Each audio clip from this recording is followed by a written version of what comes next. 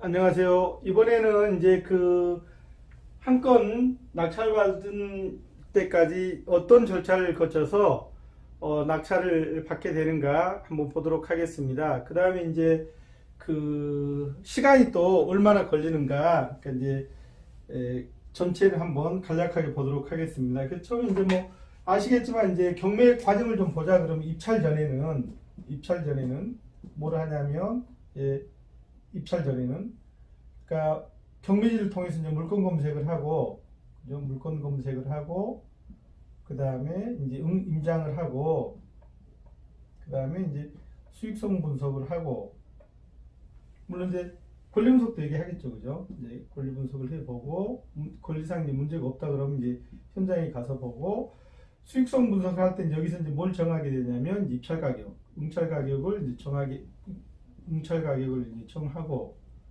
정해서 이제 수익성 분석을 한 다음에 투자 가치가 있다 하면 이제 뭘 하냐면 이제 입찰을 하시게 될 것 같잖아요, 그죠? 그럼 이제 지금부터 이 광자에서 보자고 얘기를 하는 거는 요 부분까지 이제 생략을 하고, 입찰 전에 있었던 일을 생략을 하고, 입찰에 이제 들어가서 입찰 단계에서부터 끝까지 이제 한 건 하는데 시간이 얼마나 걸리고 그 이제 진행 과정은 어떻게 되는가를 한번 살펴보도록 하겠습니다. 그래서 입찰 전에 할 수 있는 거는 이제 경매물건 검색하고 해서 마음에 들면 일단 권리상 문제가 없는가 권리 분석을 해보시고, 괜찮하다 그러면 이제 현장에 가서 임장 활동을 하시면서 얼마 쓰면 얼마의 수익이 발생할 것 같다라고 얘기를 하면 입찰 가격을 정해가지고 입찰을 하시면 되는 요 단계까지는 입찰 전 단계고, 지금 요 수업에서는 이 강좌에서는 이제 입찰했을 때,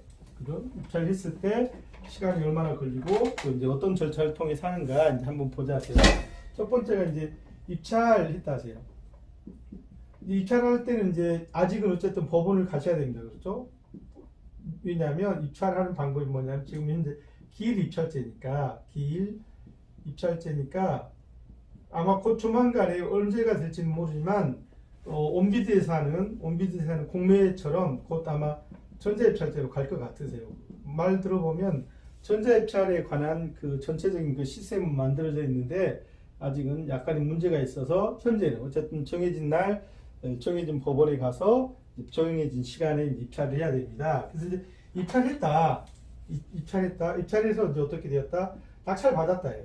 최고가 이제 낙찰 받았다고 얘기를 하는데 편하게 낙찰 받았습니다라고 얘기를 하는데 이제 사실 이제 최고가 매수인이 되었습니다. 매수인이 되었다. 이제 우리가 요걸 이제 편안하게 이제 일반적으로 낙찰 받았습니다. 그렇게 얘기를 하는 거잖아요. 이제 낙찰 받았어요. 1등으로 그날 응찰했던 물건에 이제 1등으로 응찰을 했다 했어요.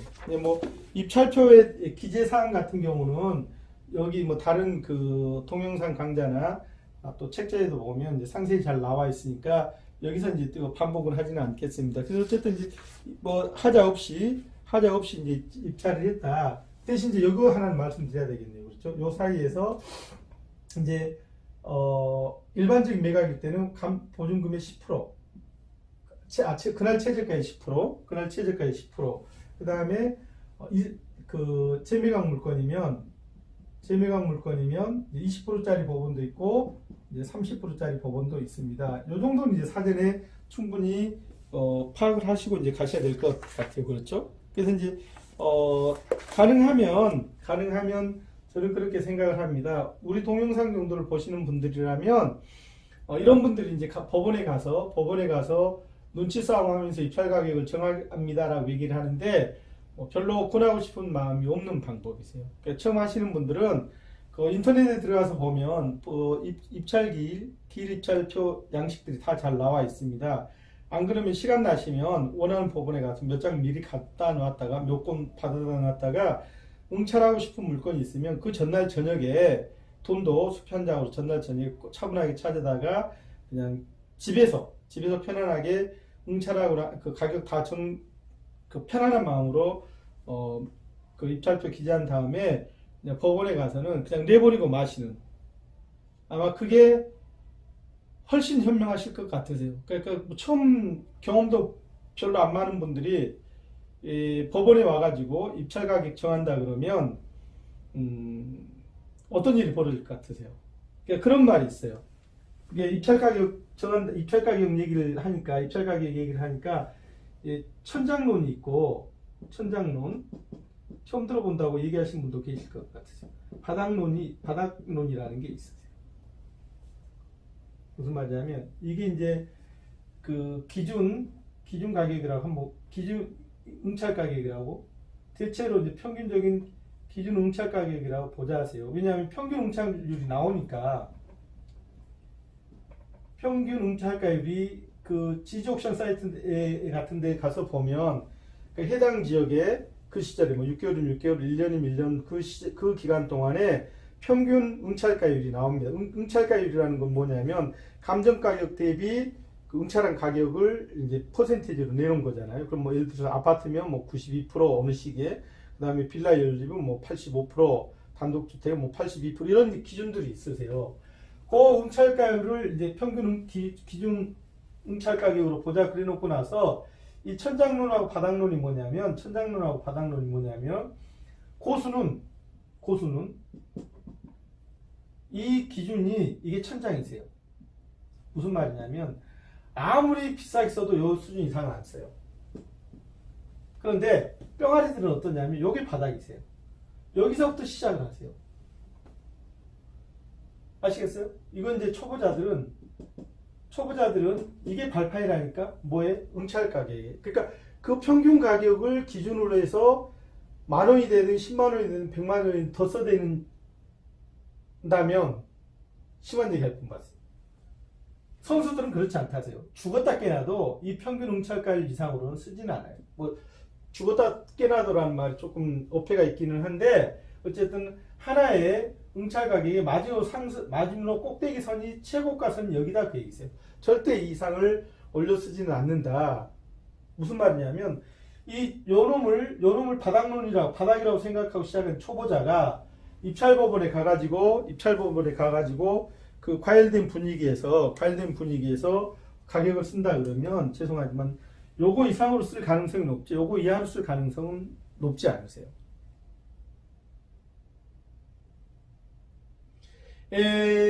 나는 뿅아리지만 여긴데 가서 한번 해보세요. 심리적으로 그게 되나. 그래서 드리고 싶은 말씀이 뭐냐면 그냥 처음 하실 때 응찰할 때 미리 집에서 써버리자 그 얘기죠. 써버리고 그냥 돈도 수표 한 장으로 찾았다가 그냥 내버리고 말해야지. 왜냐하면 동굴뱅이 하나 더 치기는 굉장히 많습니다. 그렇죠? 뭐 하도 여러 번 보고 하도 여러 군데 사례를 보고 또 제 주변 분도 이런 분들이 계시고 그래서 더 드릴 말씀은 하는데 입찰 가격에 공 하나 더 붙이면 제가 그 위험한 경매책에다도 실제 사례를 써놨어요. 이럴 가능성이 있는 분들은 가능하면 이런 분들만 그런 게 아니라 저희도 그렇습니다. 저희도 응찰할 때 그냥 미리 전날 집에서 저녁에 써가지고 그냥 입찰 보증 찾아서 봉투 하나 넣고서 그냥 넣어버리고 그냥 딴 데 가서 놀고 있어요. 어쨌든 그 다음 이제 세 번째는 이제 뭐다? 낙찰을 받으면 사실 이제 낙찰 받기 전에 뭐를 하냐면 일단 경락장금 가능액을 사전에 파악하고 하셔야 되세요. 가능액을 입찰 전에 파악을 하고 어떤 물건을 얼마에 낙찰 받으면 얼마가 융자가 가능한가를 사전에 파악을 하셔야 되세요. 그래서 이제 이건 왜 중요하냐면 입찰하는 사람마다 왜냐면 사람마다 신용등급이 다르잖아요. 뭐 재산세를 더 낸다든지 덜 낸다든지 그다음에 연봉이 다르다든지 직장이 다르다 이런 것들이 이제 그 점수가 달라지니까 융자액이 달라진다 하세요. 사람마다 그다음에 물건마다 그다음에 지역마다 뭐가 다르냐면 융자 퍼센테이지가 달라요. 그래서 이런 것들은 경락장금 가능액은 입찰 전에 파악을 해보세요. 이거 어렵지 않습니다. 요즘에 저기 핸드폰 앱에 들어가서 보면 뭐 경락인이라는 제가 알고 있는 분이 이제 경락인이라는 이런 웹이 있답니다. 들어가서 이제 자기 조건을 넣으면 이제 뭐 얼마가 융자가 가능합니다라고 바로 알려주는 시스템도 있대요. 그러니까 그 경락장금을 역경매를 하는 거예요. 내가 어떤 물건을 얼마에 낙찰 받을 테니까 얼마 융자 줄래 하면 저쪽에서 여기서 저쪽은 금융기관들입니다. 금융기관들이 거기 합당하는 가격하고 뭐까지도 융자액하고 뭐까지도 정해준다. 그 이율까지도 이제 정해서 알려주는 그런 시스템이 있답니다. 그래서 이제 그 다음에 이제 뭘 받는다? 낙찰 매각허가인데 그냥 낙찰 편하게 말씀드리겠습니다. 낙찰 허가가 이제 받았다. 그럼 이제 그 다음은 이제 뭐를 하냐면 이제 잔금 납부를 한다. 잔금 납부는 통상 대금 납부하는 걸 보면 일단 보증금 여기 입찰할 때 보증금으로 그냥 편하게 10%라고 하겠습니다. 좀 복잡해지니까 10%.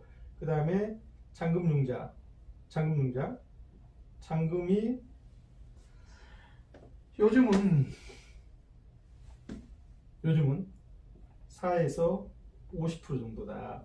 근데 이제 또 뭐 정부가 바뀌고 정책이 바뀌면 보통은 수도권 아파트 같은 경우는 70에서 80% 정도까지 해주었던 시절이 있어요. 근데 어쨌든 그거는 이제 그 시기라든지 그 부동산 정책의 그 영향을 받게 되니까 그때 달라지니까 판단을 한번 해보시고요. 그 다음에 이제 뭐다? 소유권 이전 비용이 들어간다 그 얘기세요. 소유권 이전 비용. 그래서 요 토탈 합해 보면 그러니까 응찰 가격에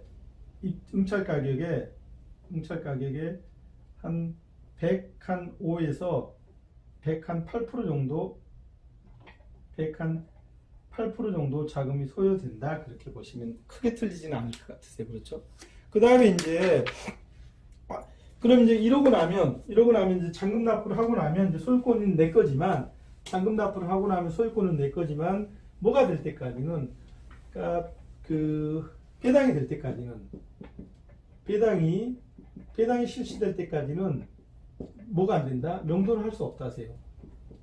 대신 이제 이 경우는 누구가 살고 있을 때 채무자 그 이해관계인이 그 대항할 수 없는 채무자가 살고 있을 때는 잔금 납부하면 바로 인도명령 신청을 할 수 있지만 만약에 그 임차인이 살고 있는 뭐 다가구 주택이나 세입자가 살고 있는 상인이 살고 있는 큰생 같은 경우를 낙찰을 받으면 배당이 마무리될 때까지는 뭐가 안 되냐면 인도명령이나 특히 인도명령 결정문 같은 걸 받을 수가 없으세요. 그러니까 시중의 책들은 그냥 그 잔금 납부하고 인도명령 신청하고 정미정 금지 가처분을 하면 2주면 3주면 결정문이 나옵니다라고 얘기를 하신 책들이 가끔은 있어요.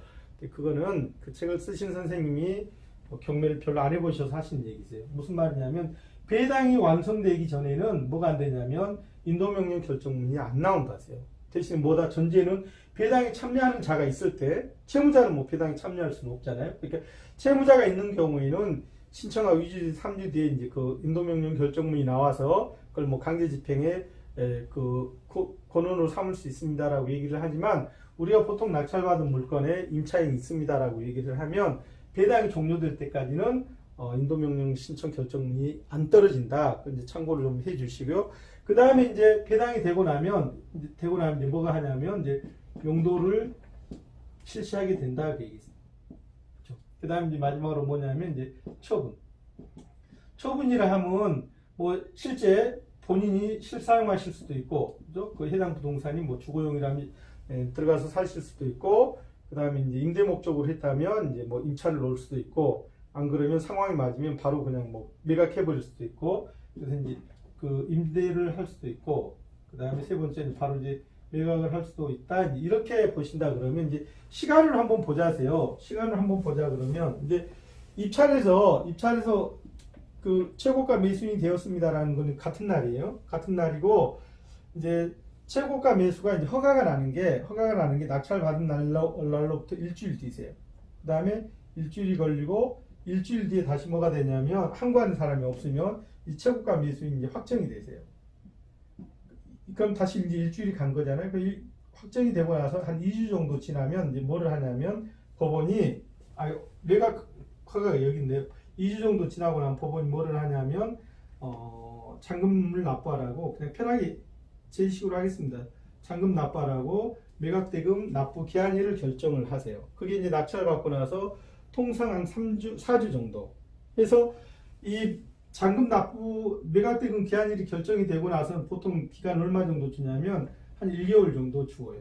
그죠? 그럼 이제 따져보자세요. 일주일이 걸렸고 2주일이 갔고 다시 이제 한 달이 걸렸고 그 다음에 이제 잔금 납부를 하고 나면 배당까지 대체로 얼마나 걸리냐면 시간이 한 1개월 정도 더 걸려요. 그럼 이제 배당되고 나서 명도가 이제 법원마다 다르기는 한데 보통 이제 결정문이 이제 인도명령 결정문을 받았다 가정을 하고 명도 실제 하는 데까지 한 추가로 1개월 정도 더 걸렸습니다라고 하면 보통 짧게 시작하면 짧으면 막 이게 정상적으로 그 적 없이 돌아가면 한 45일에서 50일 언제까지 배당까지 사실 이제 배당에서 명도까지는 그걸 시간을 가름하기가 좀 어려우세요. 저도 지금 현재 이 동영상을 찍고 있는 현재 낙찰받아 놓은 물건이 6월에 낙찰받아 놓은 물건이 하나 있습니다. 6월에 낙찰받아 놓은 물건이 하나 있는데 지금 현재 그러니까 인도명령 결정도 다 나왔고